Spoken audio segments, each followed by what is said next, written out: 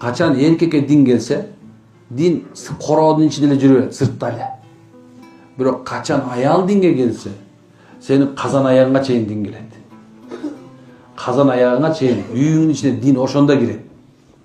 Oşon sebebinен кээ erkekler bayagыл özleri namaz okuyup bирок үй бүлөсүн карабагандар бар. Эми окуйт да деп коет. Жок, субханалла, сен намазды өзүңүз окудуң, бирок да тозокко дагы деп баратасың.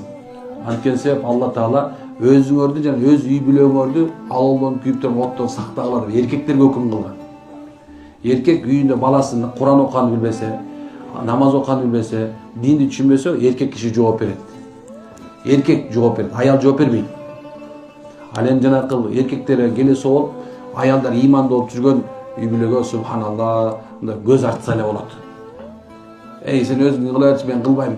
Сен Кудайды бер, Кудай ишенбейм деген эркектер бар. Акмакчылык кылгандар. Бирок ошондой, бирок бир таң кыласың да, кем дүйнө ушул деген ушул. Bir akmakka bir son ayı verip katta bir son erkek akmak ayı verip katta çıkıyorsun gelinde. Benim de jetpeyt ki bir şot çık. Otur oynayıp kaldı bileyim ne oldu hatta bir şey. Maşallah. Allah'ın kalası kendine. Şunday. Bir varsan iyilap çürüt, bir varsan buğrap çürüt, bir varsan suyunup çürüt de o bir şey düşünülmesin. Ya şöyle şunday 5 kol tegemez iken. Maşallah.